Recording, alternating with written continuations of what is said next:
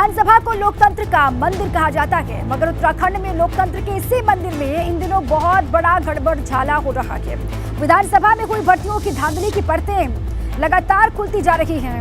ये बात साफ हो चुकी है कि भर्तियों में बहुत बड़े पैमाने पर भाई भतीजावाद चला था और मंत्रियों के चहेतों को नौकरी पर रखा गया था। देखिए इसी पर हमारी रिपोर्ट।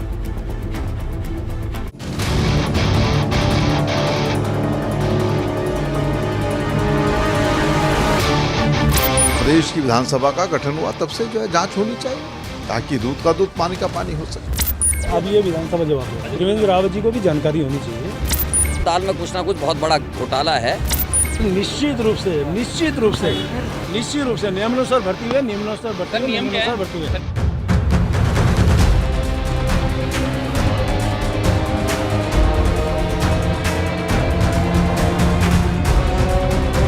विधानसभा में हुई भर्तियों में धांधली की परतें खुलने के साथ ही भाजपा सरकार बैकफुट पर है। सरकार के आरोपों के बाद शहरी विकास मंत्री प्रेमचंद अग्रवाल सफाई देने के लिए आए। मीडिया ने सवालों की बौछार की तो मंत्री जी देखिए कैसे जवाब दे रहे हैं।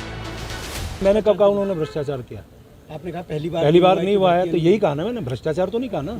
आप अपने मुंह से निकालेंगे शब्दों के भ्रष्टाचार हुआ, भ्रष्टाचार बताइए कौन सा भ्रष्टाचार हुआ? 72 लोगों में नहीं रखा गया ना, कौन सा भ्रष्टाचार है बताइए ना। बिल्कुल रखे गए, आप बताइए ना कौन सा भ्रष्टाचार से रखे गए। ये मैंने कहा ना नियमानुसार आप जानकारी लीजिए। 27 दिसंबर मगर तभी प्रेमचंद अग्रवाल से एक मीडिया कर्मी ने ऐसा सवाल किया कि प्रेमचंद अग्रवाल की बोलती ही बंद हो गई।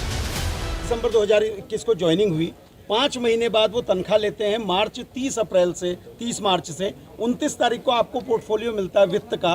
तो आपके वित्त मंत्री के बनने के बाद ही इनको वित्त की अनुमति कैसे मिलती है? ये विधानसभा जवाब देगा, क्योंकि ये विधानसभा का क्या पूर्व वित्त सचिव अमित नेगी ने सिग्नेचर नहीं किए थे? ये विधानसभा जवाब देगा। अब प्रेमचंद अग्रवाल कह रहे हैं कि इसका जवाब विधानसभा देगी। जब भी प्रेमचंद अग्रवाल को जवाब देते नहीं बना तो वो विधानसभा के हवाले देने लगते हैं। प्रेमचंद अग्रवाल तो पूर्व सीएम त्रिवेंद्र सिंह रावत को भी आईना दिखा रहे हैं। दरअसल त्रिवेंद्र सिंह रावत ने कहा था कि उन्होंने विधानसभा की नियुक्ति आयोग से कराने को कहा था। मुख्यमंत्री के नाते फाइल मेरे पास आई थी और मैंने ये कहा था कि इसकी जो भर्तियां हैं वो पारदर्शितापूर्ण और आयोग के माध्यम से होना चाहिए। ये मैंने उस समय आदेश किए थे। तो ये भर्तियां अब कब हुई मुझे मालूम नहीं है। त्रिवेंद्र रावत जी को भी जानकारी होनी चाहिए कि एग्जाम की बात हमने कही है, एग्जाम कराया है। और एग्जाम यदि हाईकोर्ट में, मैंने कहा ना आपको, हाईकोर्ट में यदि वो लंबित है तो उस पर आप क्या टिप्पणी करेंगे? हाईकोर्ट निर्देश है, कॉपी रखिए, उसमें उसका निर्णय आ जाना चाहिए। प्रेमचंद अग्रवाल से सवाल किया गया कि विधानसभा में 72 लोगों को नौकरी पर रखने की क्या जरूरत थी। इस सवाल पर भी प्रेमचंद अग्रवाल देखिए कैसे सफाई दे रहे हैं। 72 लोग रखने की ऐसी क्या जरूरत थी? उत्तर प्रदेश की विधानसभा हमसे कई गुना बड़ी है, उनकी संख्या कार्मिकों की हमसे कम है, हमारी इतनी ज्यादा है। आपने कहा ये तदर्थ हैं, इनको पहले दिन से सारी सुविधाएं मिल रही हैं। आपको फिर मैं कह रहा हूं कि आवश्यकता अनुसार जब भी आवश्यकता होती है विधानसभा अध्यक्ष उस आधार पे उनकी मैन पावर को रखने का उसको अधिकार रखते हैं। प्रेमचंद अग्रवाल से पूछा गया कि नियुक्ति पर रखे गए लोगों को तमाम सुविधाएं क्यों दी गई। इस पर भी प्रेमचंद अग्रवाल जवाब नहीं दे पाए। जैसे आपने 35 लोगों की विज्ञप्ति निकाली, उनके लिए विज्ञप्ति निकाली थी या फिर इनको कैसे भर्ती? टेम्परेरी अरेंजमेंट है, मैंने कहा ना आपको। कोई विज्ञप्ति नहीं, इसमें विज्ञप्ति लगाने का कोई मतलब नहीं है। टेम्परेरी अरेंजमेंट है। टेम्परेरी अरेंजमेंट वालों को टाइप 2, टाइप 3, टाइप 4 के मकान भी दे दिए गए। नहीं, वो मुझे जानकारी नहीं। अब प्रेमचंद अग्रवाल से पूछा गया कि क्या इन नियुक्तियों की जांच की जरूरत है। इस सवाल पर प्रेमचंद अग्रवाल सफाई देने लगे कि जांच की कोई जरूरत नहीं है, क्योंकि सब कुछ नियम के मुताबिक हुआ है। विधानसभा में उसकी जांच की आवश्यकता है, क्या जांच होनी चाहिए? देखिए मैंने क्या कहा, सब नियमानुसार हुआ है, तो अभी जांच का विषय कहाँ से आता है? नियमानुसार किया है, टेम्परेरी अरेंजमेंट है, आवश्यकता जब पड़ती किया जाता है। अब प्रेमचंद अग्रवाल से पूछा गया कि नियुक्तियों में नेताओं के करीबियों को नौकरी कैसे मिली। इस पर प्रेमचंद अग्रवाल नियमों का हवाला देने लगे। आपके पीआरओ और आपके भी कई करीबी लोगों के संबंधी। अरे भाई मैंने ये नहीं कहा कि कोई नहीं है ना, लेकिन सब नियमानुसार हुआ है बस। कुछ अधिकारियों को मनचाहे तरीके से प्रमोशन दिया गया। सवाल पूछ लिया तो मंत्री महोदय जताने लगे कि वो मंत्री हैं, इसलिए वो कुछ भी कर सकते हैं। सचिव की नियुक्ति आपको गलत नहीं लगती है? एक साल में 3 प्रमोशन मिल जाते हैं। नवंबर 2021 तक वो डिप्टी सेक्रेटरी थे शोध के, ठीक है, दिसंबर में वो एडिशनल भी हो ठीक जाते हैं, है, जॉइंट भी हो ठीक जाते हैं, है, सचिव भी हो जाते हैं। ठीक है। शिथिलता अधिकार है अध्यक्ष विधानसभा को, शिथिलता का अधिकार के नाते उनको दिया है। मगर तभी मंत्री जी से ऐसा सवाल पूछ लिया कि वो भी विधानसभा का हवाला देने लग गए। फाइनेंस कंट्रोलर क्यों नहीं रखा सर जब शासन ने भेजा था? वो विधानसभा से पूछे। प्रेमचंद अग्रवाल पर जब भी सवालों की बौछार हुई, या तो वो सवाल को टाल गए या फिर विधानसभा का हवाला देने लगे। प्रेमचंद अग्रवाल यही जताते रहे कि सब कुछ नियम के मुताबिक हुआ है और नियुक्ति में कुछ भी गड़बड़ी नहीं हुई है।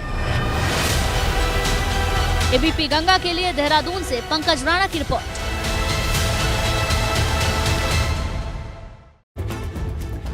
तो ये पूरी रिपोर्ट आपने देखी। प्रेमचंद अग्रवाल की सफाई भी आ गई है, मगर भाजपा संगठन अब इस पूरे मामले पर प्रेमचंद अग्रवाल से किनारा करता हुआ नजर आ रहा है। भाजपा का कहना है कि ये मामला विधानसभा का है और सरकार से इसका कोई भी लेना देना नहीं है, मगर कांग्रेस मांग कर रही है कि जब सब कुछ पाक साफ है तो फिर जांच करवाने में क्या दिक्कत है। प्रश्न आज इस बात पर उठ रहा है कि भर्ती की प्रक्रिया क्या है। क्या विधानसभा के अंदर जो भर्ती प्रक्रिया है वो सीधे आप रिक्रूटमेंट कर सकते हैं? अब ये काम तो सरकार का है, सरकार देखे इसको, और अगर इसमें अनियमितता हुई है, मैं तो पहले भी बयान दे चुका हूँ, आज फिर कह रहा हूँ कि जिस दिन से उत्तराखंड की विधानसभा अस्तित्व में आई है उस दिन से लेकर आतिथि तक जो भर्तियां हुई हैं उन भर्तियों पर सरकार जांच भी कराए, और अगर गलत तरीके से नियुक्तियां हुई हैं उन नियुक्तियों को तत्काल प्रभाव से निरस्त करने का काम करे, और जो दोषी हैं उनके खिलाफ कार्रवाई करे। विधानसभा में नियुक्ति प्रक्रिया हो, चाहे भी कोई भी प्रक्रिया हो, उसके लिए विधानसभा की पीठ और विधानसभा अध्यक्ष जी के ही उसमें कार्य होते हैं, और इसमें सरकार का कोई लेना देना नहीं होता है। और अगर वहाँ पर कोई नियुक्तियाँ हुई है, किसी प्रकार इसमें गड़बड़ियाँ पाई जाती हैं या हुई हैं, तो उसके लिए विधानसभा अध्यक्ष स्वच्छंद हैं, वो चाहे तो उसको निरस्त करें, वो चाहे उसकी जांच करें। विधानसभा की नियुक्तियों पर सीएम धामी का बयान भी सामने आया है। कहीं पर गड़बड़ी हुई है तो विधानसभा स्तर पर देखा जाएगा, किसी भी भर्ती में गड़बड़ी करने वाले को बख्शा नहीं जाएगा। सीएम पुष्कर सिंह धामी ने बड़ी बात कही है। विधानसभा की नियुक्तियों पर सीएम धामी का बयान है। उन्होंने कहा कि कहीं पर गड़बड़ी हुई है तो विधानसभा स्तर पर देखा जाएगा और किसी को भी बख्शा नहीं जाएगा। भर्ती में अगर गड़बड़ी हुई है तो वो विधानसभा के स्तर पर देखा जाएगा। जहाँ पर भी शिकायतें आ रही हैं उन सभी शिकायतों का संज्ञान ले रहे हैं, सभी पर काम चल रहा है और लगातार कार्रवाई हो रही है। आप देख रहे होंगे कि लगातार कार्रवाई चल रही है और लगभग 25 के लगभग गिरफ्तारियां अभी तक हो चुकी हैं। कोई भी छूटने वाला नहीं है। जहाँ पर भी जिस भर्ती में भी गड़बड़ी की शिकायत आई है उन सभी गड़बड़ियों की शिकायत की जाँच हो रही है। अब इस पूरी प्रक्रिया की जांच की प्रक्रिया किस तरीके से आगे बढ़ती है, कब जांच होती है या नहीं होती है, इस पर लगातार हमारी नजर है।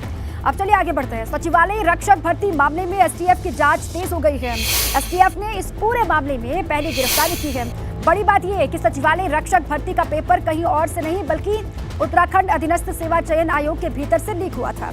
आउटसोर्स कंपनी RIMS के कर्मचारी प्रदीप पाल ने आयोग के भीतर से परीक्षा का प्रश्न पत्र पेन ड्राइव से चोरी कर लिया था, जिसके बाद आयोग के बड़े अधिकारियों की निष्पक्षता पर भी अब सवाल खड़े हो गए।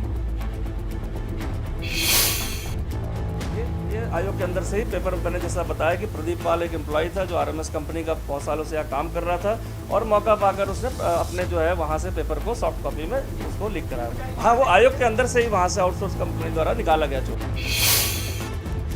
UKSSC स्नातक स्तरीय भर्ती परीक्षा पेपर लीक मामले में अभी तक 25 लोगों की गिरफ्तारियां हो चुकी हैं।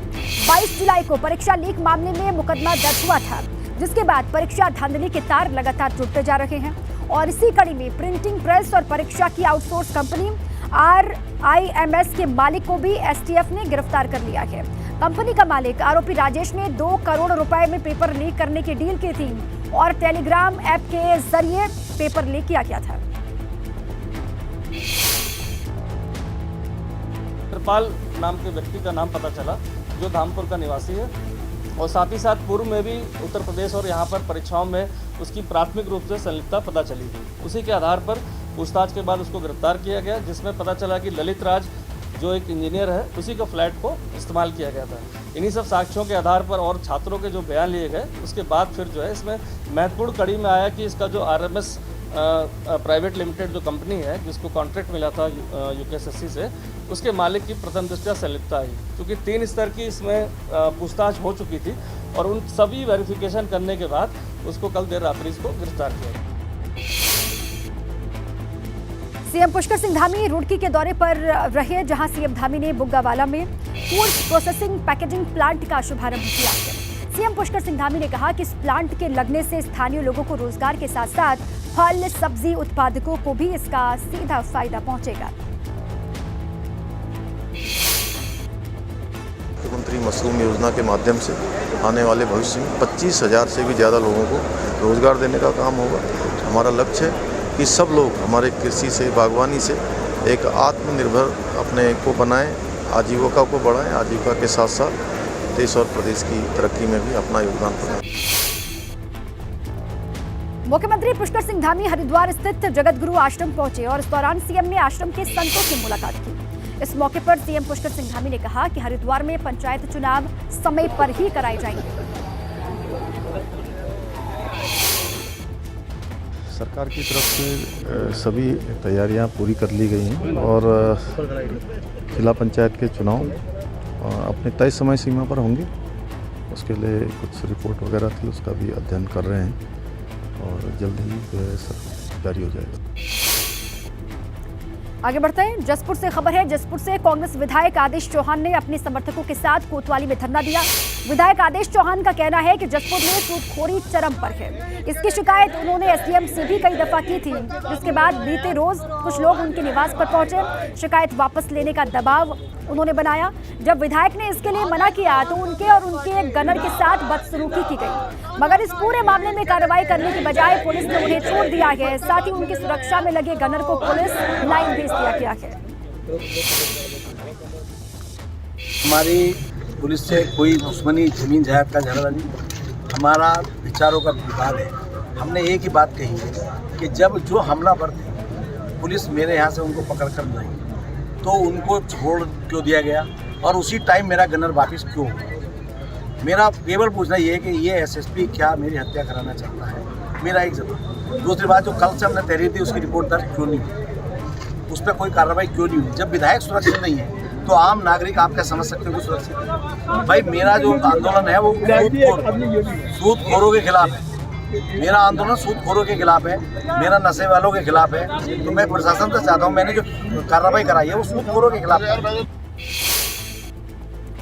रुड़की में छात्राओं को महिला शिक्षकों की मालिश करते हुए एक वीडियो उनका वायरल हुआ है, जिसमें कुछ छात्राएं एक महिला शिक्षक की मालिश करते हुए नजर आ रही हैं। ये वीडियो मंगलौर के एक सरकारी स्कूल का बताया जा रहा है। हालांकि एबीपी गंगा अभी इस वायरल वीडियो की पुष्टि नहीं करता है। अब ये मामला कब का है, जो बातें कही जा रही हैं वायरल वीडियो के बारे में, उसमें कितनी सच्चाई है, इसको लेकर पहले पड़ताल की जा रही है। पुलिस ये कह रही है पूरे मामले की पड़ताल होगी। अधिकारी भी ये कह रहे हैं कि पहले जांच पड़ताल होगी, उसके बाद इसके बारे में जानकारी मुहैया करवाई जाएगी। लेकिन सोशल मीडिया पर वीडियो तेजी के साथ हो रहा है वायरल। सुबह बॉबी कटारिया पर भले ही दून पुलिस ने सड़क पर शराब पीने के मामले को लेकर मुकदमा दर्ज कर लिया और तत्परता दिखाई हो, लेकिन 17 दिनों के बाद भी बॉबी कटारिया अभी तक लापता है। उसकी तलाश में पुलिस के पसीने छूटे हुए हैं। बॉबी कटारिया लगातार अपनी सोशल मीडिया पर एक्टिव है। अब बॉबी कटारिया पर 25,000 रुपए का इनाम घोषित किया गया है। संपर्क साधने का प्रयास किया तो मिले नहीं और फिर एनबीडब्ल्यू कोर्ट के स्तर से निर्गत हुआ तो वो एग्जीक्यूट किया गया तो वो घर में थे नहीं, फिर देवी से दी गई। उसके बाद फिर जो है एक हमारा पुलिस रेगुलेशन में प्रावधान है, उसके तहत 25,000 रुपये का इसमें इनाम घोषित किया गया है। बीच में 2-3 दिन पहले सरेंडर का भी उन्होंने एप्लीकेशन डाला था, तो वो वहाँ सक्षम न्यायालय में वो आए नहीं और अब 25,000 का हमने इनाम घोषित कर दी है। बड़कोट में मोरी तहसील के कई गांव की मुख्य सड़कें बंद होने से ग्रामीणों के सामने आवाजाही की समस्या है। रास्ते खस्ताहाल हो चुके हैं। ऐसे में ग्रामीण जान जोखिम में डालकर सफर करने को मजबूर है। जकोल से धारा गांव को जोड़ने वाला पैदल मार्ग जगह जगह खस्ताहाल हो गया है। तस्वीर आपको दिखाई।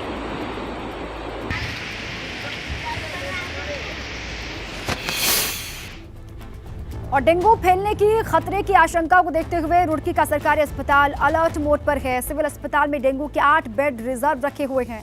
यहां पर 6 बेड का एक आइसोलेशन वार्ड भी बना दिया गया है। सीएमएस का कहना यह है कि सभी डॉक्टर्स को निर्देश दे दिए गए हैं कि बुखार खांसी से पीड़ित मरीज की डेंगू और प्लेटलेट्स की जांच जरूर करवाई जाए।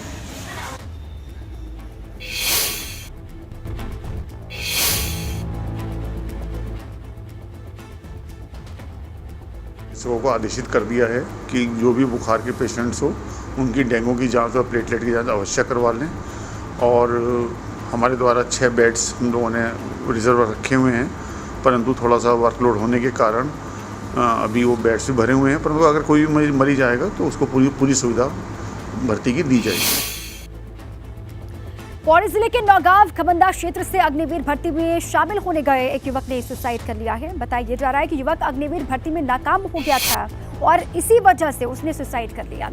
केदारनाथ के पूर्व विधायक मनोज रावत ने पीड़ित परिवार से मुलाकात की और ढांढस बंधाया।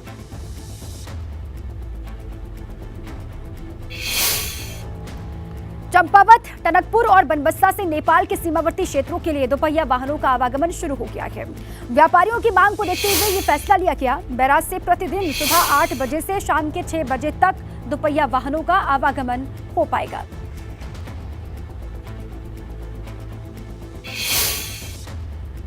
और पौड़ी जिले के ऐसे क्षेत्रों में जहां मोबाइल कनेक्टिविटी की समस्या है, वहां पर अब जल्द ही 4G सेवा की शुरुआत होने जा रही है। पौड़ी के लोगों के लिए अच्छी खबर है। दरअसल कुछ दिनों पहले ही केंद्रीय दूरसंचार मंत्रालय ने पौड़ी जिले के नेटवर्क विहीन इलाकों में 4G सेवा देने वाले 120 मोबाइल टावर्स को स्वीकृति दे दी है।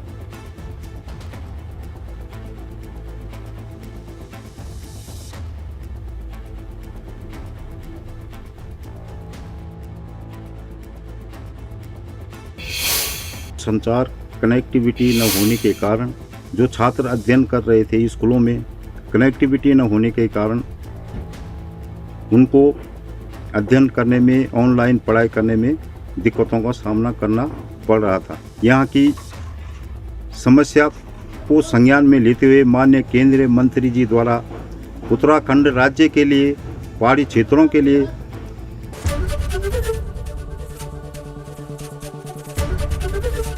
एबीपी गंगा, खबर आपकी, जुबान आपकी।